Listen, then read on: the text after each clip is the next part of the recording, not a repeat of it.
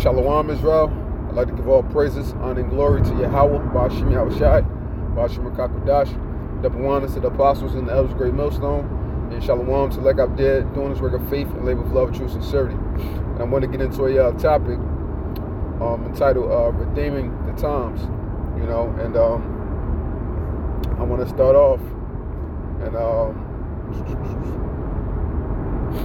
verse Ephesians 5 and 13, and it reads, "But all things that are reproved are made manifest by the light, for whatsoever doth make manifest is light." So the things in which this world has to offer are all things of darkness.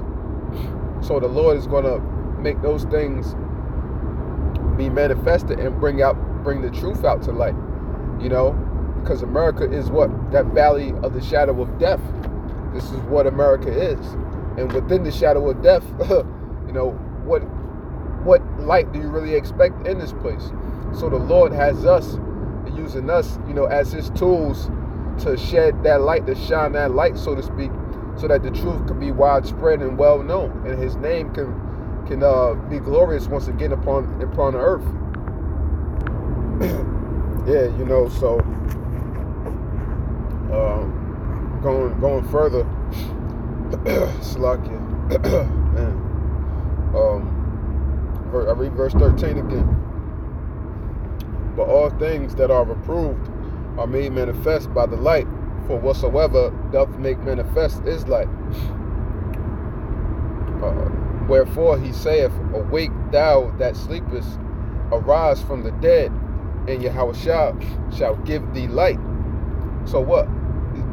The Lord talking to what? The ones that's in the valley of the shadow of death, the valley of dry bones, Israel, and cause us to awake within this present time.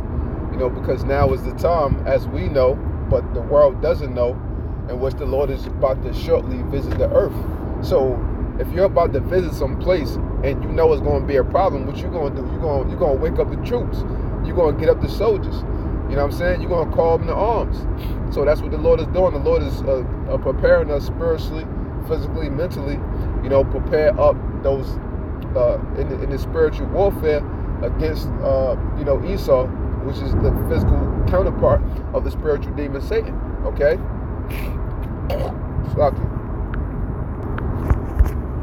So as, the Lord is gearing up the troops, we seeing more light day in and day out.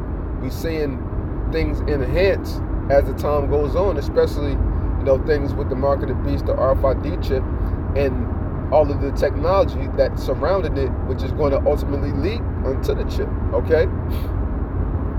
So going to verse 15, it says, "See then that ye walk circumspectly, not as fools, but as wise."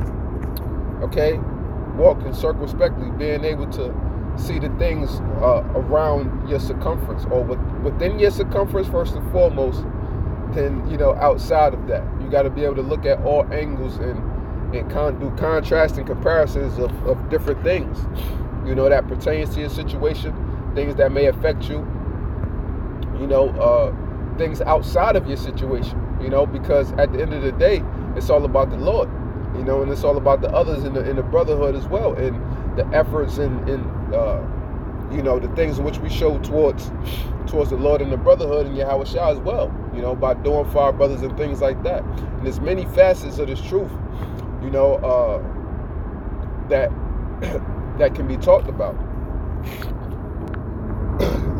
Like I was saying, it's like all this mucus having to keep getting up, but so many facets of this truth to be spoken on, because there's so many different topics, because the scriptures entail the whole entire world, and everything within it. So whatever topic that you want to talk about, what it relates to the scriptures, and we have to be astute or studious in the many various areas, that not only include our lives, but that surround world history as well, to further edify and different things like that. And when it comes to your inner being, you have to be well circumspect of what yourself. As the apostle get into especially Apostle Gabar, you're your own worst enemy. And the scriptures say what? Give me any plague except what? The plague of the mind. That's what the scriptures say. And our people don't think about the ways in which the government can control them. The mindset that they try to put us in. They don't think about how like I was just saying, about the think tanks and different things like that, them putting all this different information together, seeing how you react to it, the Hegelian dialectic, and making you form an opinion based off of what they want you to form an opinion off of, thinking a certain way because how they put certain information out there, it makes you only think typically one or two ways, usually 2 to 3 ways at most. So they prepare for these things. But people don't have an eye towards, the government at all. They'd rather have their eye towards, the man next to them, and not the man, not the mystery man, so to speak, that's caused their life, that put their life in this predicament, that's caused them all sorts of hell and trouble every single day. And why we are in one of the primary reasons of why we are in this bondage, because of the so-called white man. Other reasons, of course, due to our negligence of the law and disobeying the Most High's commandments and things. But hey, Esau is a heavy factor within that, right? So and I want to show that real quick by going to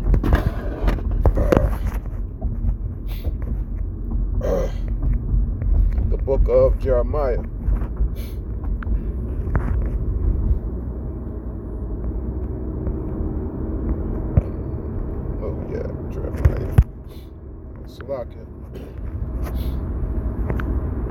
Jeremiah 50:7, right? 1 second. Jeremiah 50:7.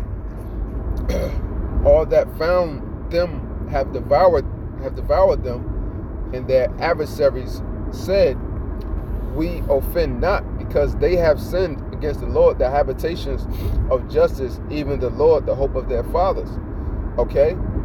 So this is how they think. They say, okay, well, if they did that, that don't have nothing to do with us.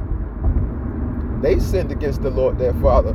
So them knowing this is another tool in which they use, of course, what? To control us.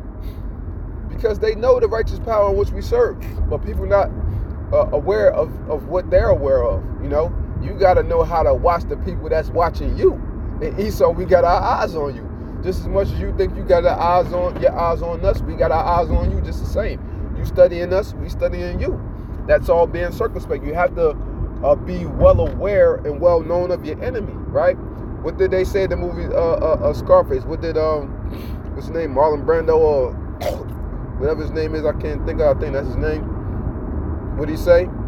He said to his sons, never go to war with someone you don't know. You got to know your enemy. You know what I'm saying?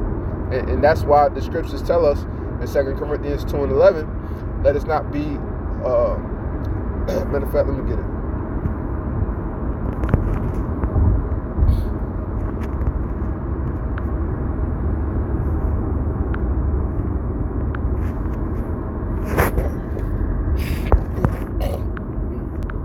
In 2 Corinthians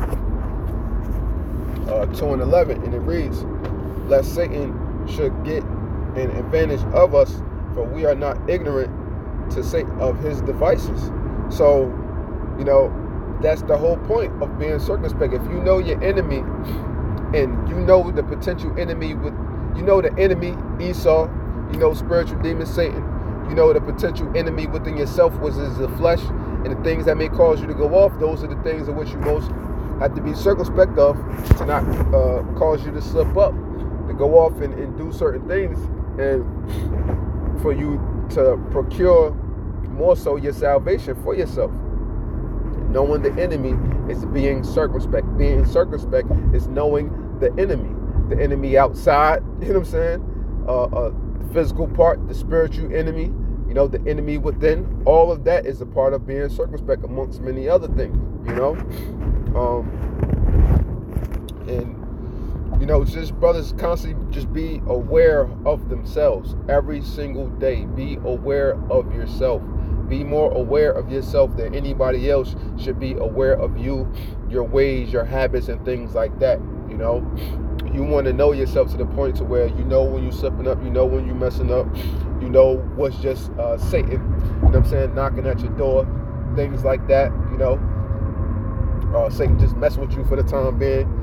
You know, the Most High might have gave Satan to go ahead real quick, yeah, touch him up real quick, you know, see how he reacts to this, see how he react to that, see how he go through this, see how he go through that, see how he gonna come out, you know. And these are the things in which we gotta go through. So we gotta constantly be circumspect and redeeming the times, knowing, you know, how much more we have to be on point every single day, because our lives are on the line, you know. So with that, you know, I hope this segment was edifying. And I'd like to give all praises, honor, and glory to Yahweh, Ba'ashim Yahushai, Ba'ashim Kakwadash, double honors to the apostles and the elders, great millstone, and shalom to like up there doing this work of faith, labor of love, and true sincerity. Shalom.